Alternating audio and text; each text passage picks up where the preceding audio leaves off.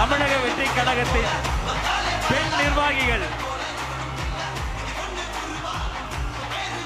தமிழக வெற்றி கழகத்தின் பெண் நிர்வாகிகள் மலர் கொத்து கொடுத்து வருக வருக என வரவேற்பு செய்கிறார்கள்.